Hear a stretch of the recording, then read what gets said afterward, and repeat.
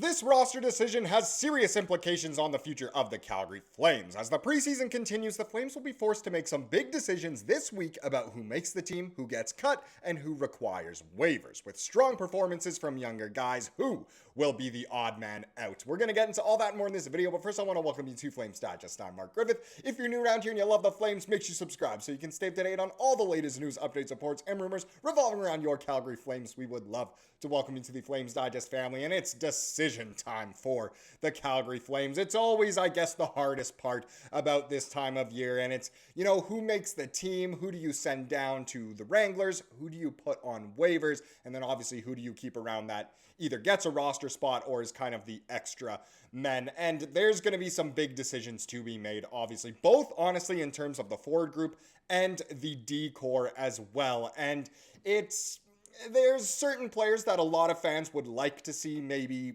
put on waivers instead of others. Would love to see some certain guys make the team and some not. So there's going to be decisions to be made. If the fans could make them, I think we know which way we'd go. But we have an article here to start things off, and it is originally it was from the Win column written by Kareem Kurji here. So he writes, Daniil Miramanov needs to be the player put on waivers by the Calgary Flames. And it's not often that, in sports headlines, you see the word need. But this guy is writing that Miramanov needs to be the player that the Flames put on waivers, which is pretty crazy. So the Calgary Flames are in the midst of what has actually been an interesting training camp. The emergence of several rookie players who are seriously pushing to make the team has complicated the roster selection process and is forcing the Flames to make tough decisions.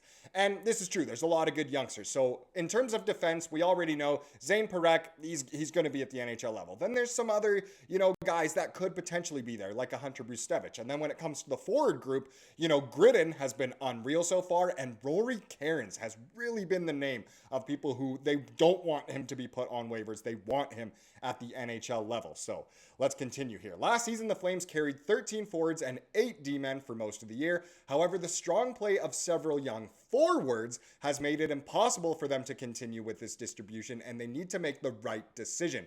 With Justin Kirkland all but guaranteed to make the team, the Flames already have 13 forwards, meaning there is no room for anyone new. Interesting. Here we go.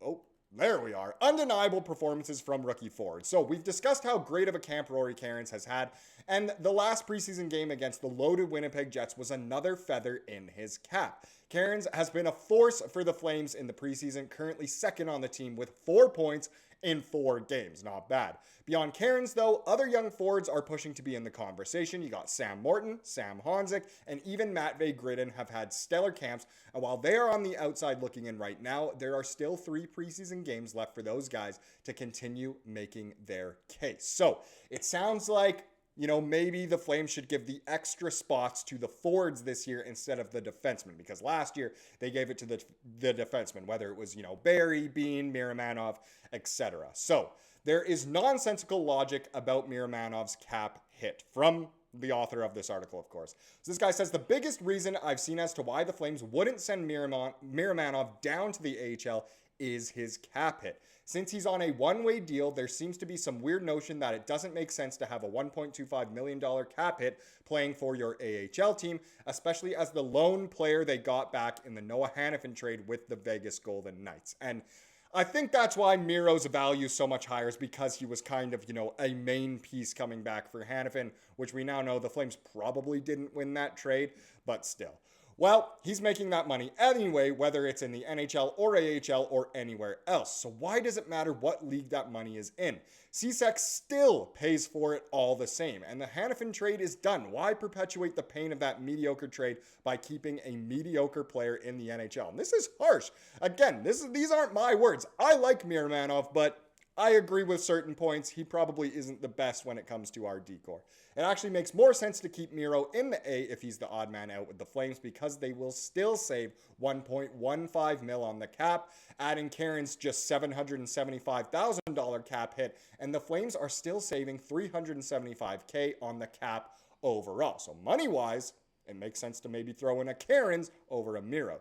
The argument that you don't want a $1.25 million cap hit in the minors makes zero sense to this author, and if that's the reasoning that is used to justify keeping Miro in the NHL, it is a signal that the Flames are not opening up a spot for a deserving young gun, whether it be, an extra spot in the forward group or the defensive group. And it's all, this is a valid argument.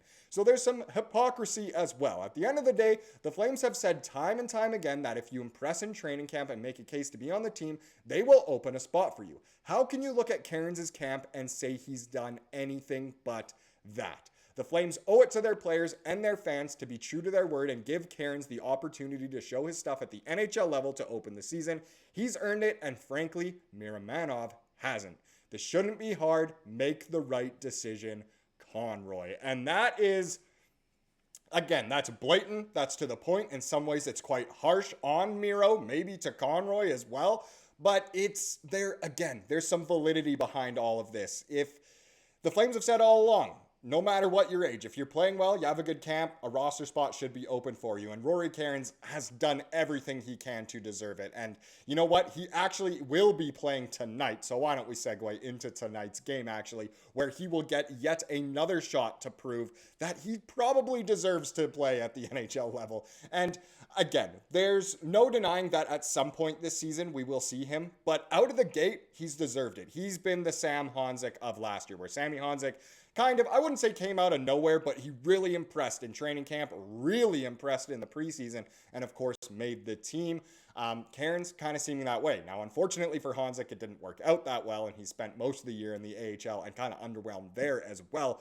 But Cairns has been really good at the AHL, and he's been really good in the NHL, so he deserves a shot. But like I said, tonight is game day, of course. The Flames playing in Seattle to face the Kraken. This one goes at 8 p.m. Mountain Time, so a bit of a later one. Once again, we'll be streaming from the Flames website if you are in the Flames region. And the rosters have come out. And once again, pretty similar lineup to the last game, just in the way of that there's quite a few young guys playing for spots, so a lot of, fourth liners / could be your sixth defenseman type guy, or even just your seventh defenseman type guy, 13th type forward. But there are some mainstays, so Coronato, Farabee there and there with Frost as well, who's been fantastic. Gridden, Honzek, and Cairns all getting the opportunity to play once again tonight. Guys like Morton and Sunyev as well, vying for a spot. They will all try to show off tonight in that forward group. In terms of defensemen, we got Bean, Brustevich, Cechek, Grushnikov, Kuznetsov, Pahal, and Solo. So a lot of guys who probably won't,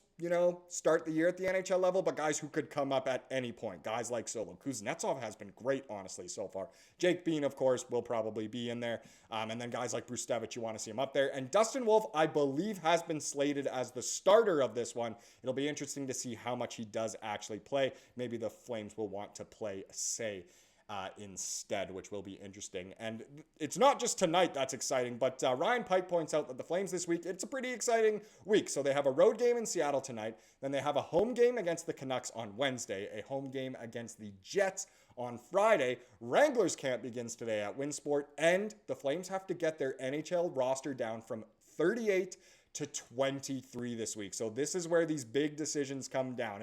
It's crunch time this week, essentially, and cuts are tough, but at the end of the day, they have to be done, and it will be very interesting to see who is left on the roster by the time this week is over. It is a big week, and yeah, there are major implications, serious implications for the near future of the Flames coming up. Now let's get into the comment of the day to wrap up this video, as we love to do here on the channel. It comes from yesterday's video, which was about those stupid Nazem Kadri to Florida rumors. But either way, Wheel of Time comes up with this crazy trade proposal and says to Calgary, Anton Lundell, Mackie Samoskevich, a 2026 second and a 2026 fourth just for Kadri. Now, Wheel of Time here says otherwise. No, Conroy, just keep Kadri. And look, that's fair. We overvalue Kadri for good reason here in Calgary, but I'd take that in a heartbeat if I'm Craig Conroy, of course.